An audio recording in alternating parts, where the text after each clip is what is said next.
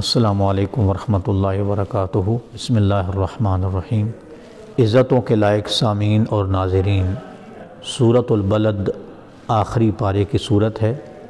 لا اقسم بہذا البلد۔ اللہ تعالیٰ نے 3 قسمیں اٹھا کر فرمایا، لقد خلقنا الانسان فی کبد، ہم نے انسان کو بڑی مشقت میں پیدا کیا۔ کیا معنی؟ ہر بندہ اپنی زندگی میں کام میں مصروف ہے، مگن ہے۔ غریب ہے وہ مگن ہے، امیر ہے مگن، اعلیٰ ہے مصروف ہے، ادنا ہے مصروف ہے، حاکم ہے وہ بھی اپنے کام میں لگا ہوا ہے، محکوم ہے اس کی بھی مصروفیات ہیں۔ ہر بندہ مشقت میں ہے، فارغ کوئی بھی نہیں ہے، فارغ کوئی بھی نہیں ہے۔ میری آواز سننے والے مسلمان ہیں، ذہن نشین کر لیں، نیکوکار اور بدکار مسلمان کے درمیان اتنا سا فرق ہوتا ہے بس۔ مثلا 2 ڈرائیور ہیں، یہ بس بھی فیصل آباد سے کراچی جا رہی ہے، یہ بس بھی فیصل آباد سے کراچی جا رہی ہے، 22 گھنٹے کا سفر ہے، دونوں ڈرائیو کر رہے ہیں۔ ایک نیکوکار ہے، ایک برا ہے۔ برے کی کیا علامت ہوگی؟ وہ تلاوت حمد نعت تقریر کی جگہ پہ VCR گانے مانے لگا دے گا، 22 گھنٹے جناب موسیقی اور گندی باتیں سنتا جائے گا۔ نیکوکار اس کی جگہ پہ کوئی تلاوت حمد یا خاموشی، مطلب کچھ بھی نہیں لگا ہوا۔ جو برا ہے جب وہ دیکھے گا کچھ ہی نے آپ کی گاڑی مطلب ڈسٹرب ہو گئی، وہ 2-4 گالیاں نکال دے گا۔ جو نیکوکار ہے وہ خاموش رہ جائے گا۔ جو بدکار ہے وہ نماز کے لیے بریک بھی لگائے گا، نماز نہیں پڑھے گا، نیکوکار نماز بھی پڑھ لے گا۔ آپ دیکھیں کہ 22 گھنٹے کے سفر میں بدکار اور نیکوکار ان میں فرق کیا ہے؟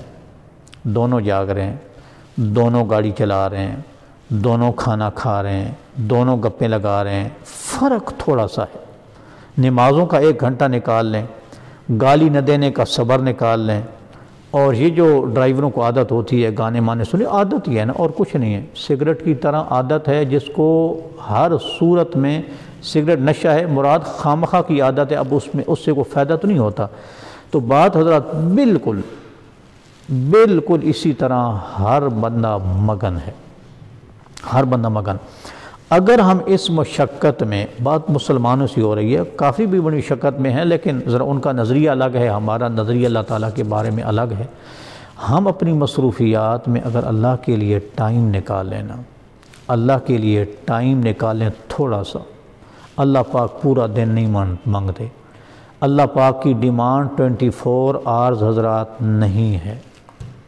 اللہ تعالیٰ تھوڑا سا ٹائم مانگتے ہیں لیکن وہ ٹائم پہلے اللہ کو دینا پڑتا ہے، پھر زندگی کی باقی اوقات میں برکت بھی آ جاتی ہے، اور باقی اوقات وہ دنیا کے لیے بھی صرف کیے جائیں پھر بھی ان میں عبادت کا رنگ ڈھنگ آ جاتا ہے۔ دیکھیں سیدہ ام درداء رضی اللہ تعالیٰ عنہ اپنے خاوند سیدنا ابو درداء سے کہتی ہیں، ابو درداء رضی اللہ تعالیٰ عنہ بڑے عبادت گزار صحابی تھے اور دنیا سے بہت کنارہ کشی کرنے والے تھے۔ تو سیدہ ام درداء کہتی ہیں، میں نے اپنے خامن سے کہا، ما لک لا تطلب ما یطلب فلان و فلان، میاں صاحب آپ کو کیا ہے؟ فلاں بندہ دنیا بنا رہا ہے، فلاں بندہ بڑی کوشش کر رہا ہے، اس نے خزانہ بنا لیا، یہ کر لیا، زمین بنا لی، پراپرٹی جائیداد بنا لی، آپ کے پاس کچھ بھی نہیں ہے۔ تو سیدنا ابو درداء کہتے ہیں کہ زوج محترمہ، میری رفیق حیات، میں نے نبی کریم علیہ السلام کو یہ فرماتی ہوئی سنا، ان بین ایدینا عقبۃ قعودا، ہمارے سامنے دشوار گزار گھاٹیاں ہیں، موت کا مرحلہ، قبر کا مرحلہ، حشر کا مرحلہ۔ حشر کے اندر بھی جناب کیفیتیں، جناب اب نام اعمال تقسیم ہو رہا ہے، اب نیکیوں کا وزن کیا جا رہا ہے، اب جناب لوگ پل صراط پہ چڑھنے لگے ہیں۔ مطلب ہے کہ ہر مرحلے سے اگلا مرحلہ مشکل، تو بڑی دشوار گزار گھاٹیاں ہیں۔ لا یجوزها المثقلون، وہ لوگ ان گھاٹیوں کو عبور نہیں کر سکیں گے جن پر گناہوں کا اور دنیا کے مال و اسباب کا بوجھ ہوگا۔ میں یہ تو آپ کو نہیں کہہ سکتا کہ آپ دنیا کمانا چھوڑ دیں، یہ بھئی غربت کی زندگی یا گزارے کی زندگی آپ بسر کر لیں، یہ تو میں نہیں کر سکتا، کیونکہ اس وقت دنیا کی مادیت پرستی کا اتنا غلبہ ہے، دنیا داری کا، کہ یہ بات منوانا تو مشکل ہے۔ چلو یہ تو منوائی جا سکتی ہے کہ بھئی آپ لاکھ کمانے کی خواہش مند ہیں، آپ کروڑ پتی ہونے کے متمنی ہیں، لیکن جو لاکھ پتی کے شریعت کے اس پہ تقاضے ہیں وہ پورے کریں نا۔ ہزار جس کے پاس ہے اس کے شرعی تقاضے اور ہیں، لاکھ کے اور ہیں، کروڑ کے اور، وہ تقاضے پورے کریں۔ اور ایک روایت میں لا ینجو منھا الا کل مخف، یہ جو اگلی گھاٹیاں ہیں ہماری یعنی آخرت سے متعلقہ، وہاں ان کو وہی آدمی عبور کر سکے گا جن پر گناہوں کا بوجھ کم ہوگا۔ حضرات یہ کوئی آیت اور حدیث مبارکہ یہ آپس میں میچ تو نہیں کر رہے ہیں، میں گزارش یہ کرنا چاہتا ہوں کہ ہم جو اتنی مشقت کی زندگی گزار رہے ہیں، مشقت کی زندگی، زمینداروں کو دیکھو، ڈرائیوروں کو دیکھو، کنڈکٹروں کو دیکھو، یہ ملازموں کو دیکھو، آجروں کو دیکھو، بڑی مصروفیت میں ہیں لوگ، اور اگر لوگ فارغ بیٹھ جائیں تو خراب ہو جائیں گے۔ دیکھیں جسم تقاضا کرتا ہے کہ اس کو دن میں 12-13 گھنٹے مصروف رکھا جائے، نہیں تو یہ خراب ہو جائے گا۔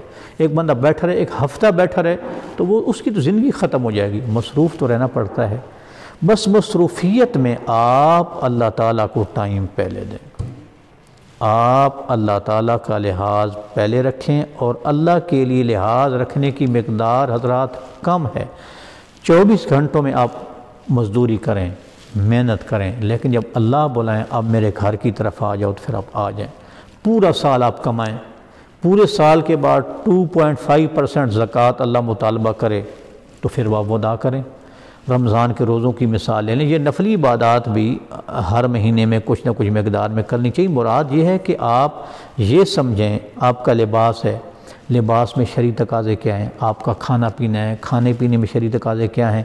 مصروف ہم نے رہنا ہے۔ اللہ نے فرمایا کہ البتہ تحقیق ہم نے انسان کو بڑی مشقت میں پیدا کیا، بڑی مشقت میں پیدا کیا، اور لوگ ممکن ہے آپ کی روزی بڑی آسان ہو، کیا آپ کو ایسے لوگ نظر نہیں آتے جن کا رزق اللہ نے کوڑے کے ڈھیروں میں لکھ دیا ہے؟ کوئی رات کو 10-11 بجے کوڑے کا ڈھیر مطلب ہے وہ اس کو پھیلا رہا ہے کہ بیچ میں کوئی کاغذ ملے، کوئی بیچ میں کوئی مطلب ہے ٹین کا ٹکڑا ملے، کوئی فجر کے بعد جناب سب سے پہلے نکلتے ہیں کوڑے کے ڈھیروں پر آتے ہیں کہ مطلب وہاں سے کوئی قیمتی چیز مل سکتی ہے، برا وزن نہیں، کوئی گتا اچھا مل سکتا ہے، کوئی لوہے کا پیس اچھا مل سکتا ہے۔ تو کیا آپ کو ان لوگوں پہ ترس نہیں آتا کہ اللہ پاک نے آپ کو کتنی عزت دی ہے؟ بات یہ ہے کہ مصروف ہم نے رہنا ہے، مشقت والی زندگی گزارنی ہے، سفر ہم نے کرنے ہیں۔ آپ کا 12 گھنٹے کا سفر ہے، بیچ میں گھنٹہ اللہ کے لیے نہیں نکل سکتا، باقی آپ سوئیں، آپ مطلب انجوائے کریں، آپ کھائیں پئیں، آپ اللہ تعالیٰ کے پیدا کردہ مناظر دیکھیں، لیکن اللہ تعالیٰ کے لیے ٹائم اگر نکالیں گے ساری زندگی مرتب ہو جائے گی۔ اس لیے حضرات مشقت آپ نے کرنی ہے، ذہن نشین کر لیں۔ میں نے لوگوں کو دیکھا بڑے امیر لیکن 18 گھنٹے مصروف رہتے ہیں۔ جو لوگ گاڑیاں چلانے کام کرتے ہیں، بے شک اپنی گاڑی کیوں نہ ہو، مشکل کام نہیں ہے، یعنی وہ اپنی زندگی کو دو پہ لگا کر گاڑی چلاتے ہیں نا۔ یا لوگوں کو دیکھا جب 24 گھنٹے ڈرائیونگ کرتے، اکیلے بیٹھے ہیں، ساری سواریاں سوئی پڑی ہیں جناب، وہ چلا رہے ہیں، بس چلا رہے ہیں۔ اس لیے حضرات مشقت والی زندگی آپ نے بسر کرنی ہے۔ صرف یہ سوچیں کہ اس مشقت والی زندگی میں اللہ تعالیٰ کا ٹائم پہلے نکال لیں، وہ ساری مشقت والی زندگی آپ کے لیے باعث برکت ہو جائے گی۔ آپ زمیندار ہیں، زمینداروں کو میں نے دیکھا، ہمارے والد گرامی بھی زمیندار ہیں، مطلب صبح سے لے کے عشاء کی نماز تک مصروف در مصروف، مگن در مگن، فصل کاٹنے کے لیے چلے گئے، نماز ظہر کے لیے ٹائم نہیں ملے گا، عصر کے لیے ٹائم نہیں ملے گا۔ یہ کیسی بے برکتی زندگی ہے؟ اتنی مصروفیت، اتنی مشقت، اتنی جد و جہد اور اتنی جہد مسلسل، اس میں اللہ تعالیٰ کے لیے ٹائم نہ ہو، یہ ہماری اپنے ساتھ بہت بڑی زیادتی ہے، بہت بڑی۔ مصروف رہنا ہے ہم نے، صرف مصروفیت میں سے پہلے اتنا سا ٹائم اللہ کو دے دیں، اللہ پاک کو، نبی کریم علیہ السلام کی سنتوں کو۔ میں ایک مثال دیتا ہوں، کھانا آپ نے کھانی ہے، بسم اللہ پڑھ کے دائیں ہاتھ سے ذرا مقدار تھوڑی کم کر کے اس کے بعد اللہ کا شکر ادا کر دیں، دعائیں پڑھ لیں، ادب پر ٹیک لگا کے نہیں کھانا، کھڑے ہو کر پانی نہیں پینا۔ اصل سنت یہی ہے بھئی کھڑے ہو کر پانی نہ پیا جائے، بیٹھ کے پانی پینے ثواب ہے۔ اس میں کیا ہو جائے گا؟ کیا برے بندے نے کھانا نہیں کھانا، وہ بائیں سے کھا لے گا، بسم اللہ نہیں پڑھے گا، شعور نہیں ہوگا کہ ہم نے اللہ کا شکر ادا کرنا ہے۔ بس یہ فرق ہے برے اور نیک کا، اور کام کاج میں بھی یہی فرق ہے۔ اس لیے ہم دعا گو ہیں کہ ہم زندگی اللہ پاک ہمیں ایسی بنانے کی توفیق دے کہ سب سے پہلے اللہ کا نام، اس پہ ہماری زندگی کے سال ہا سال کے جو پروگرام ہیں وہ ایسی بیس بنے گی، اللہ تعالیٰ کو جو ٹائم دیں گے کہ ہماری زندگی میں برکتیں آ جائیں گی، دنیا کے لیے کیا گیا کام بھی اللہ تعالیٰ کی فرما برداری قرار پائے گا۔ السلام علیکم ورحمۃ اللہ۔